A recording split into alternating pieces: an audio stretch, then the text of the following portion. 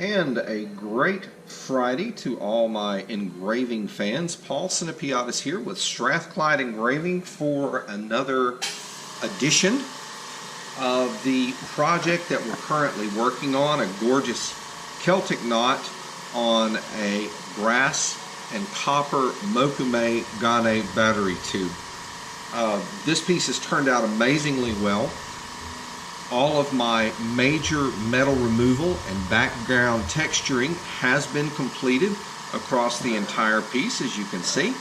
So what I'm doing now is I'm going back in with a different handpiece and cleaning up the edges of my functional design elements. Now, I believe we have previously talked about ball burrs and ball burr sizes that I use. With this particular style handpiece, I can use a ball burr that is much smaller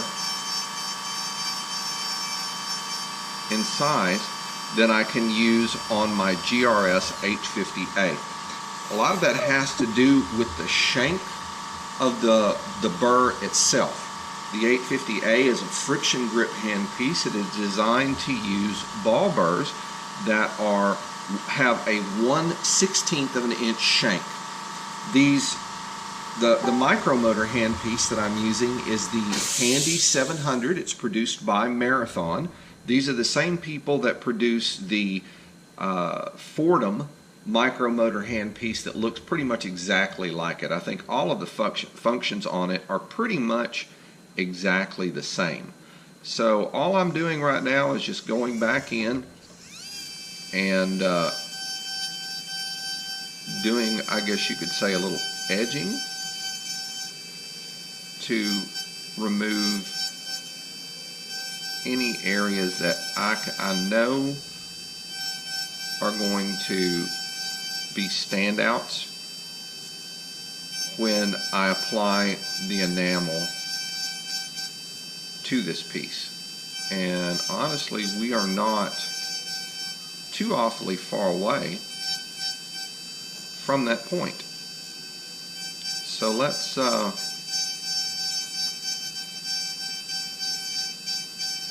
consider what's going on. And forgive me for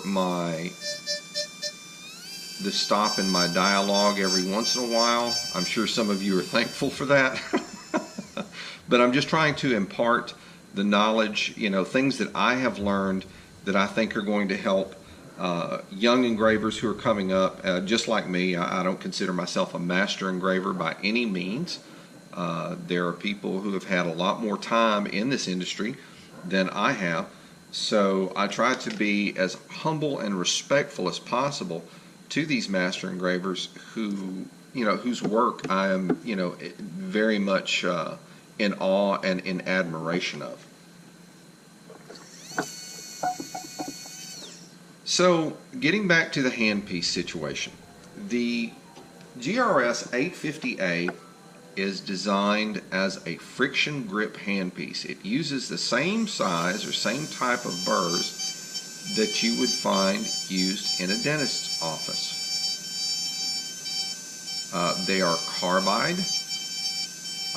They are tough. They will go dull though. I mean, there's no doubt about that. Over a period of time working on metal, it's just the nature of the beast. It's going to happen.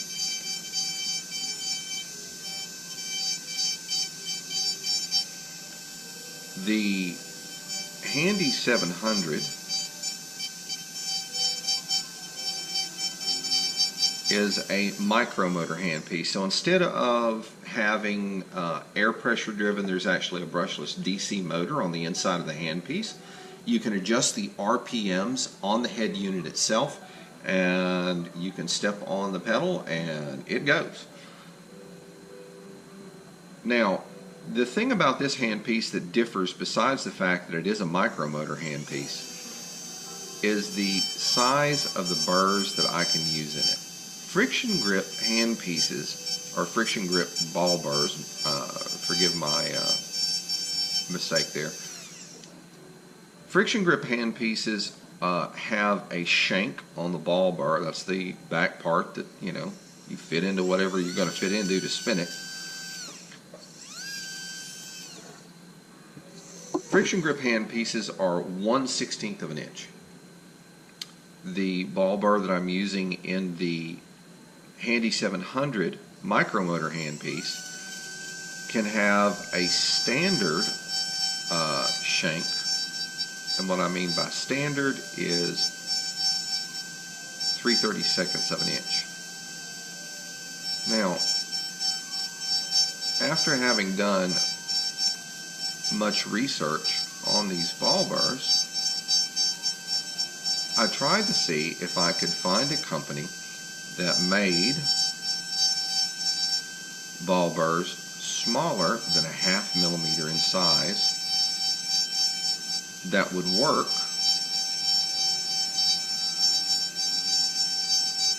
in my 850A handpiece, and I could not find anybody who could do it. I found a company that would be happy to make them for me, but for 100 burrs it would cost me $1,000, and honestly, $10 a burr, I'm not paying it. I think that's outlandish. But I'm sure that at some point somebody will see and realize this niche and hopefully produce something that, you know, can be used for this particular application. Okay, I'm going to spin this around a little bit so I can get at this top area right here.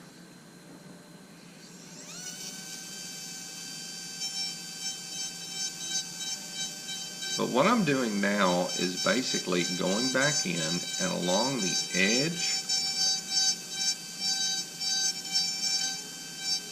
of my functional design elements,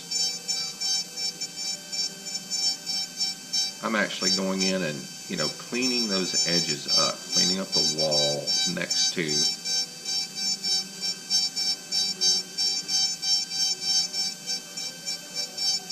to that design element. And the whole idea is just you get a cleaner look, it looks better. There are areas that will tend to stand out a little bit more when I put my enamel on it, and I want those areas removed. I don't want this gleam from an area that should be covered with enamel and actually end up overtly visible because I didn't go back in and do the cleanup that I needed to do. So that's what this portion of the project is about. The ball bars used in the Handy 700 are standard jeweler's ball bars. So this one is actually much smaller. This one is 0.3 millimeters. And I can't find that in carbide.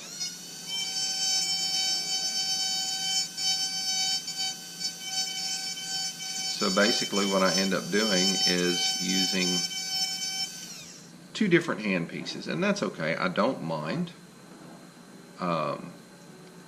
Granted, it's not as convenient as just having one hand piece and being able to do everything with it, but you know, you make adjustments based on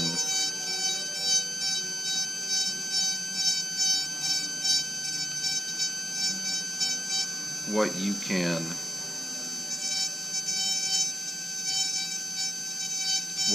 find.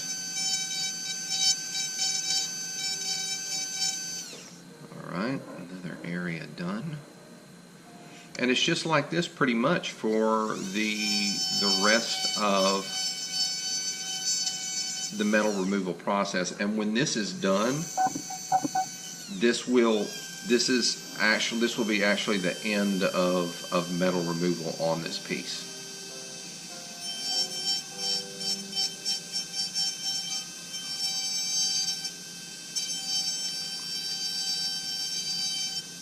So I'm just going in and cleaning up the area around my functional design elements. Now, could I have used this handpiece all the way through? Probably so, but the 850A is so much faster when it comes to metal removal that it's hard to try to use this one handpiece at all times. I mean,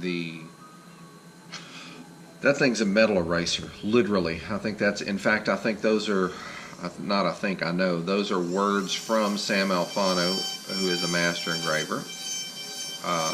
And that's what he refers to the 850A as.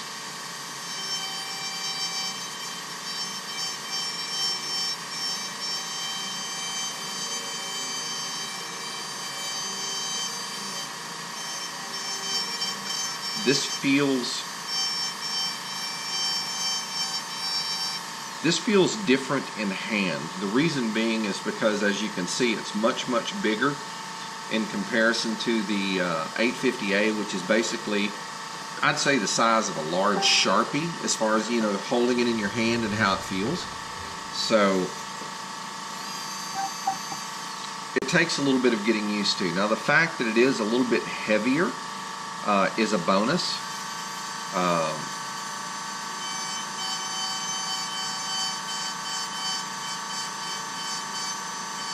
In some ways, and this may sound a little weird, but I find it easier to handle.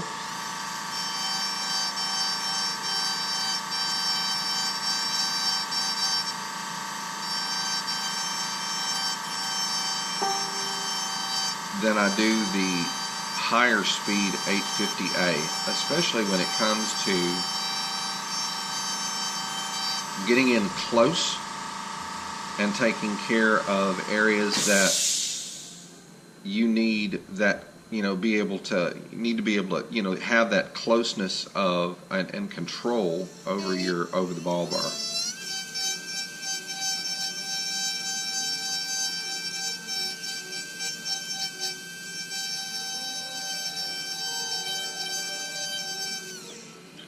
So, just like the other pieces that I have done, you know, I'll pick one side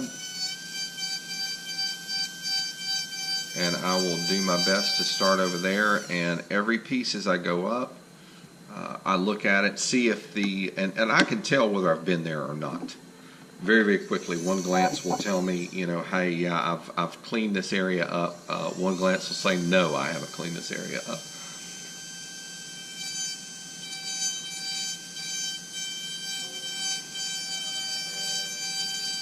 But in the overall scheme of things,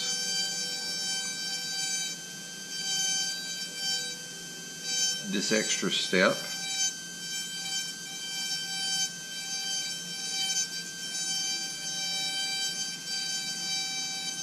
makes a difference in how things look. Let's get another focus here. I believe I've done that area, which I have. So those two areas are done. What I'm going to do is move this forward a little bit and actually scoot up a little bit. And when I say scoot up, I'm referring to my scope. And I'll get after another area right here that needs to be edged a little bit.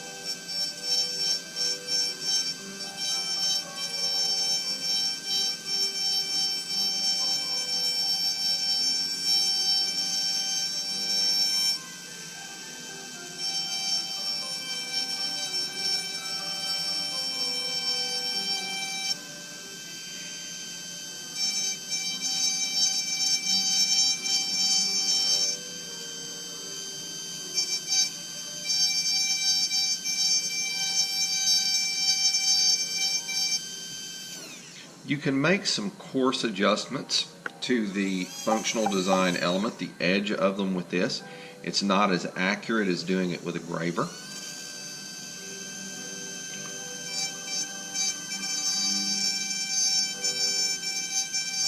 But on this and other Celtic pieces that I have done on mokume, I usually tend to go, in terms of metal removal, tend to go a little bit deeper than the line that my graver has cut. And overall, it does add to the look of the piece. Right, that looks good. Let me lubricate this. Now, with these 3/32 shank ball burs that are made out of vanadium tungsten, lubricating your ball burr becomes very, very important, because these things, even on softer metal, they do have a life, and that's entirely dependent on use. Using these on like stainless steel or something like that is tough, although it can be done. Trust me when I tell you, ball burrs get dull fast. These end up being, outside of gravers, this is my next highest consumable on my bench. Alright, another area there we're going to get into. Grab a little bit of a focus on the scope so that I can see exactly what I'm doing, and we'll start again.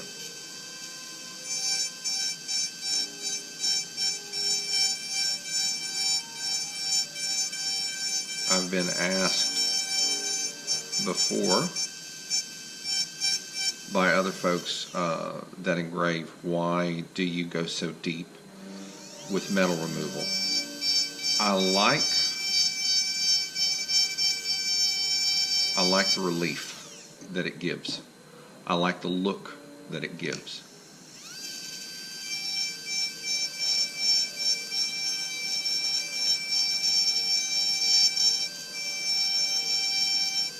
It is a little bit more time consuming, but when it comes to, you know, doing my best to try to get a piece right, I want this piece to leave my home knowing that when the customer finally receives it, that they are going to be elated, not only with their purchase, but with my artwork. So if I have to add an extra step in an effort to perfect what I'm doing, then that's what I'm going to do. Now, this, unlike the 850A handpiece, does not have like this wonderful little jet of air that, you know, shoots out in front of the piece. So having an old toothbrush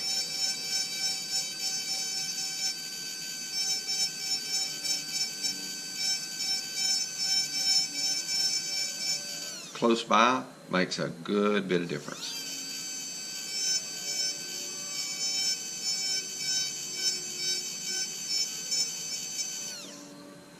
Now, I use a gem scope for all of my engraving. I find that the more traditional jeweler's hood with a magnifying lens on the front of it, and those range in powers from 2 all the way up to 10, I find that puts me entirely too close to my work, which means you're going to be leaning over, hunkered over, And for those of you who don't know, engraving works on your neck, it works on your shoulders, and it works on your back. So trying to be in a situation, as far as, you know, ergonomically speaking, trying to be in a situation where everything works together is really, really important, because you're going to save yourself in the long run a good bit of pain and discomfort.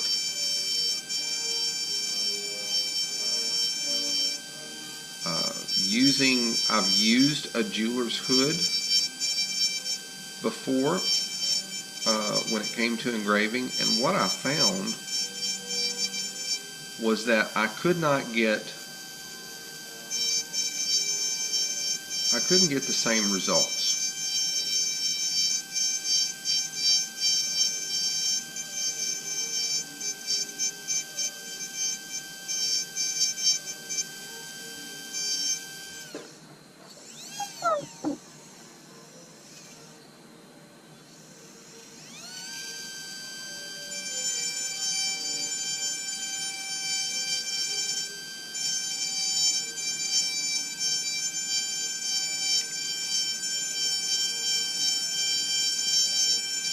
So by using a stereo microscope or gemscope, I make my life a ton easier, trust me.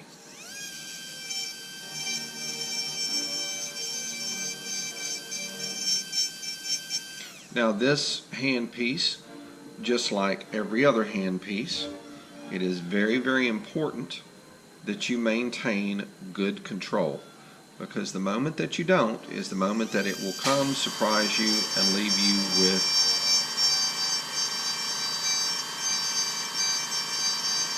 an unsightly change that you don't want in your engraving.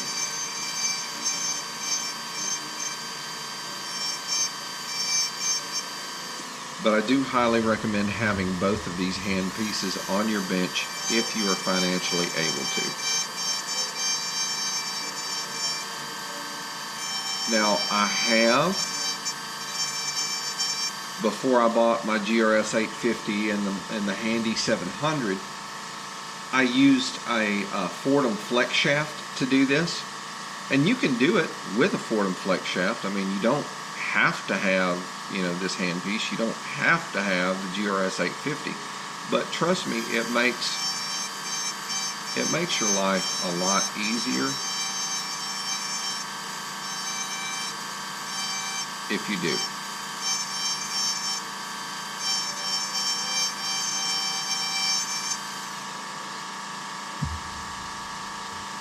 Alright, pull my scope back towards me here and begin to work in other areas that I haven't.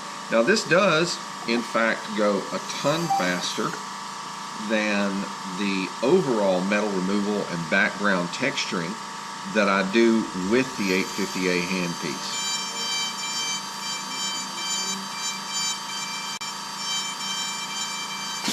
In this case, the metal has been removed. In fact, let me shut my graver mock off so that my compressor will stop cycling.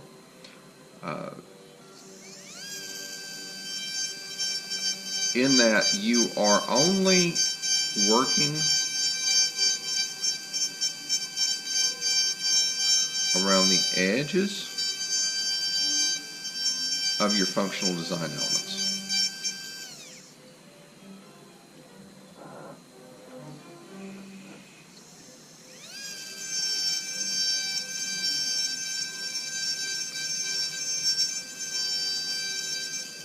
Alright,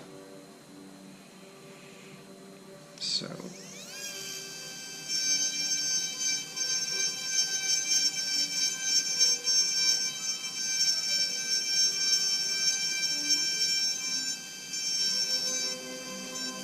now with any handpiece, needless to say, maintaining good control of the handpiece is very, very important. It will make a world of difference for you in the long run if you do.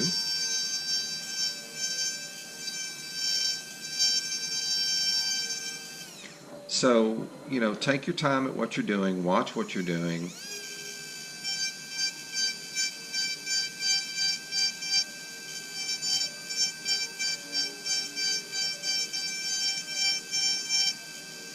And by all means, don't let this handpiece get away from you.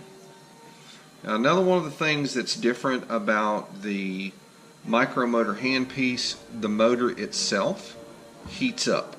And this is noticeable. I mean, it's not so hot that I can't hold it, but you know, working over a period of time, needless to say, the handpiece does get warm.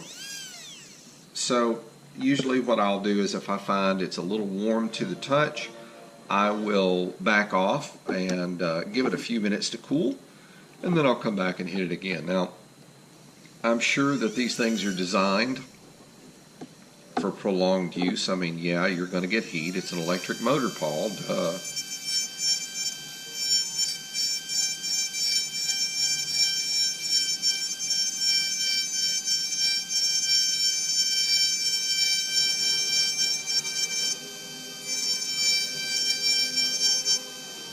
But on the flip side of the coin,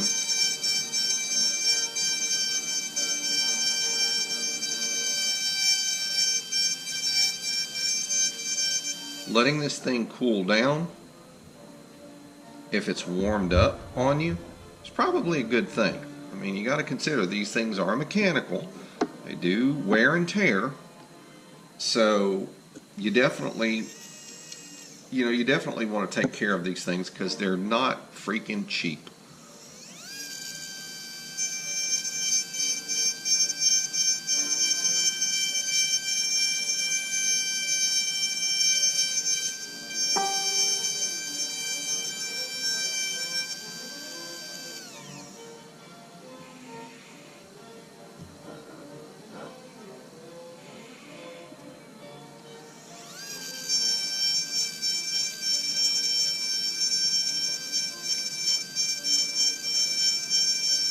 But the step that you're viewing now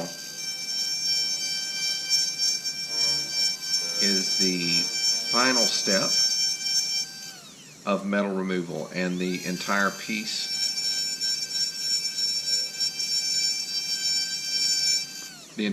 has to be gone over.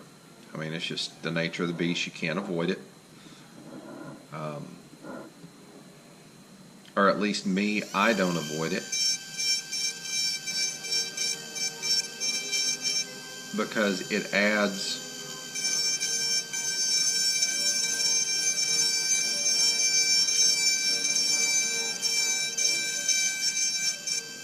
a layer of depth and a specific look to the piece that I am trying my best to achieve. And the only way that I can achieve it is if I do this step. So, you know, I've got no problems. Isn't that great? I've got no problems doing it. It makes things a little bit more time consuming. But I think that my customers would want me to take the extra time to do their piece in such a way that it's going to look the best they can. Because, I mean, let's face it, folks. I mean, I do this to pay bills. I do it to keep a roof over my head. I do it, you know, to survive in this world. And I work hard for my money. Now,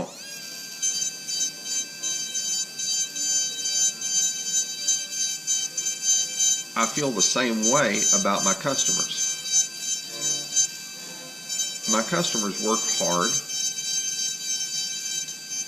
for all the money that they make, regardless of who they are, or where they live, what currency it is. Let's face it, folks, work is work.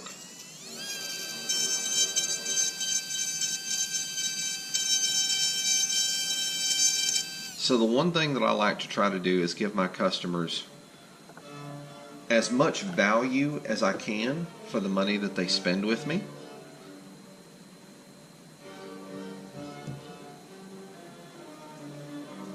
So I find it important to take the time that I need to take on each of these pieces to create a look that will make people stop and take a second look.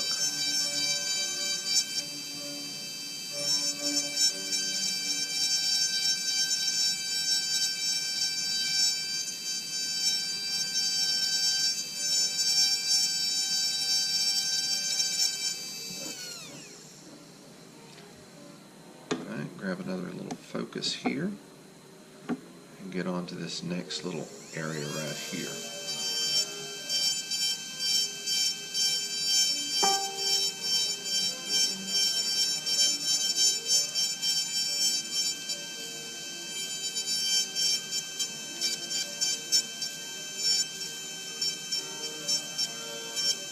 Also, if you see areas in the initial texturing that you don't like, that you feel like could look better, this is a real good time to go over those areas and ensure that you have achieved the look that you want to achieve. You know, with me, when it comes to the Celtic knots, the one thing that I like to try to do for each of the pieces that I work with is to create a cut from stone look. Celtic knots are gorgeous. Even with, I mean, when they're done exact, they're pretty. But I mean, I've done this, I've been drawing Celtic knots for years. And the one thing that I've found about Celtic knots and all of the ones that I've drawn, whether it's just a simple knot or a triskel or a shield pattern or whatever, the one thing that I find is if the thing looks too damn exact, if it looks too perfect, it's almost like there's no soul to it. There's no life to it. So I try to allow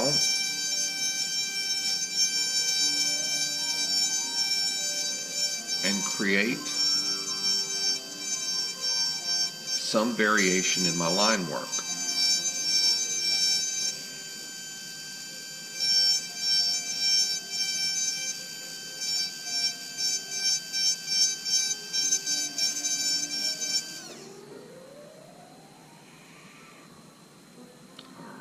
So, let me set this aside and take a look, see where I'm at.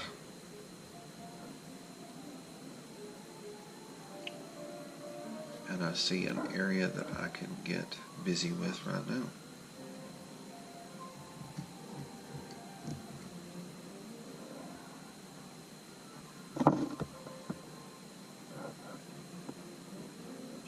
And this is going to, I'm going to have to reposition my scope just a little bit.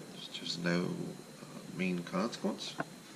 And now I'm going to zoom back in on my work, get up nice and close to it. And that's one of the nice things about the Meiji EMZ series stereo microscopes. There is a zoom knob, so you can actually get really close to your work as far as what you see.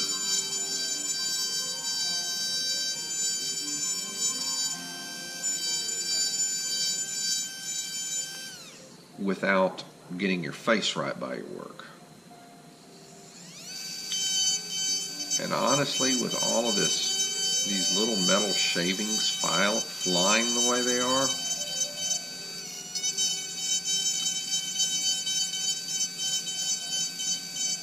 I am quite happy that my eyes are far enough away from this piece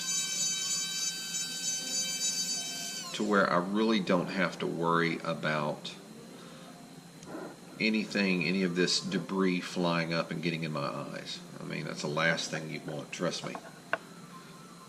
Alright, let's see here. A little brushy. And I'm going to come down this side of the piece, give myself a little bit of a focus here.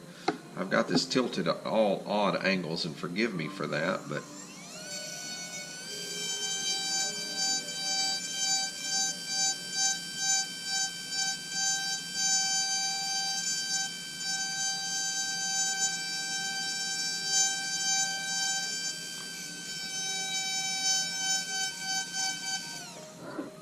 to be able to get where I need to get, I got to be able to twist the piece around.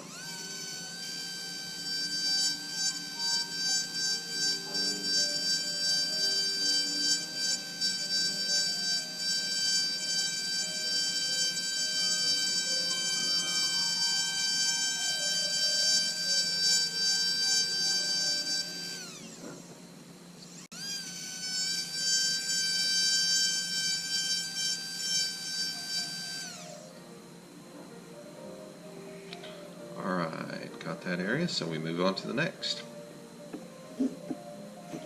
Readjust focus, because every time you move the piece around, the focal length changes, so something you got to do.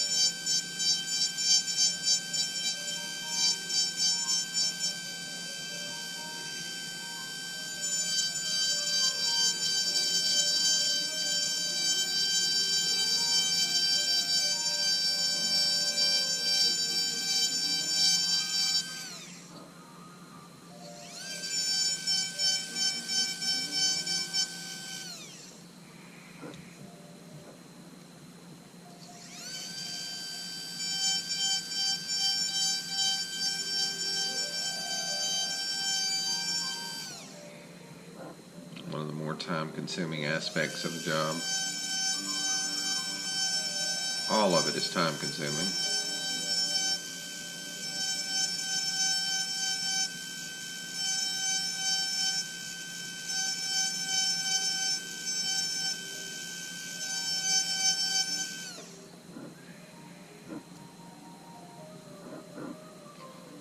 Alright, take a second look back, make sure everything looks good.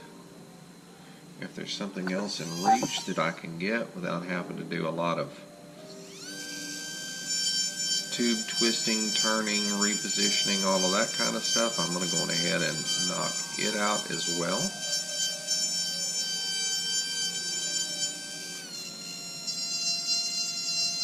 Which is going to make my life easier in the long run. Alright. A little focus here. There we go. Lubricate my burr and get back to it.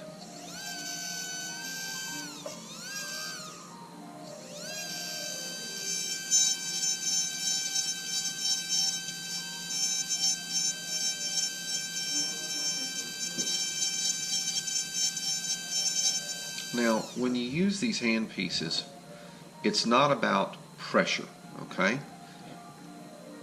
The ball burr, depending on the hand piece that you've got it in, the Handy 700 is spinning at 4,500 RPMs. The GRS 850A is spinning at 320,000 RPMs at 30 PSIG. These things do the job. All you've got to do is guide them.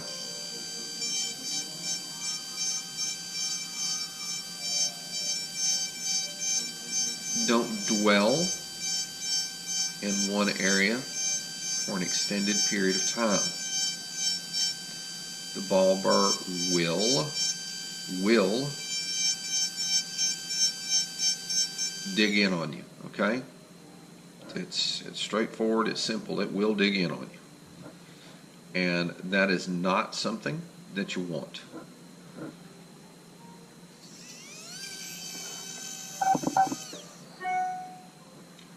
So we're going to continue to move. I'm going to get this one last little area here.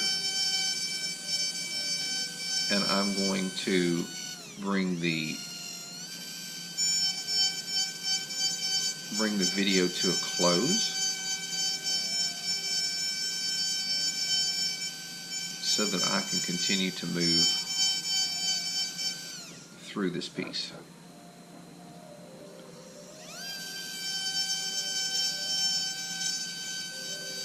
Now, the reason for the classical music in the background is straightforward and simple. These are all classic pieces.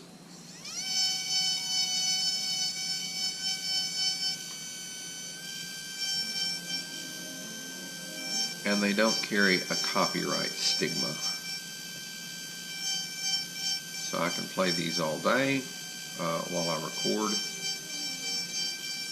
and not get fussed for any kind of copyright infringement.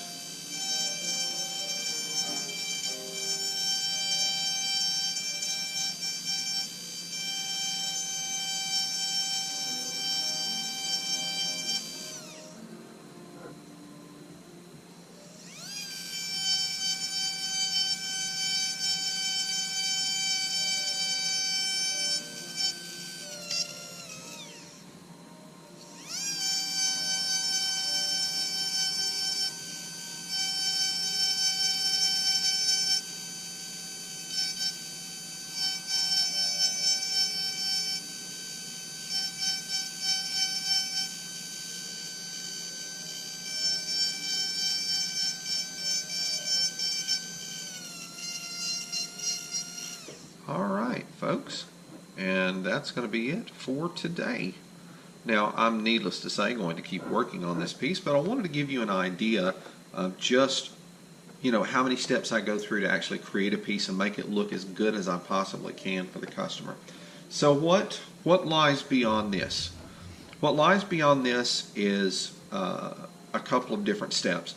Once I get all of this edging done, I'm actually going to go back in and use what's referred to as micro mesh to sand the surface of the piece. This will prepare it, get it nice and shiny. What I try to do is get close to a decent polish on it.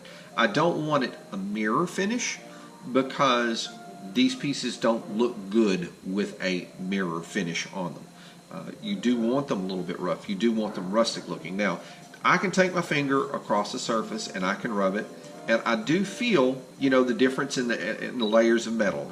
Metal that's higher, metal that's actually been removed is lower. You're going to feel that. As long, though, as I can rub my finger across the surface and not feel like a little burr of metal sticking up and cutting my finger, because it will, especially with stainless steel. It'll lacerate your finger real quick. But this is normal on engraving. You're going to feel some texture differences. So first will be the micro mesh, and I'll take that down to a fine level. And then what I'm going to do is go back and take a look at all of the different areas where I have removed metal. If some areas are higher, you will see the sanding on them. You can actually go back and remove a little bit of the metal to get it below that level and make it look good. The next thing after that will be my shading. Any place where there is a line intersection where one line goes under another, I'll actually put some shading lines there so that the piece has a 3D effect. Once the shading is done, I go back again with a micro mesh, but I use the finer micro mesh at that point as opposed to starting with the coarsest and going to the finest. I usually start with a medium high grade grit and go back over the top of it. This way I can remove any burrs of metal that I have created from the sanding process.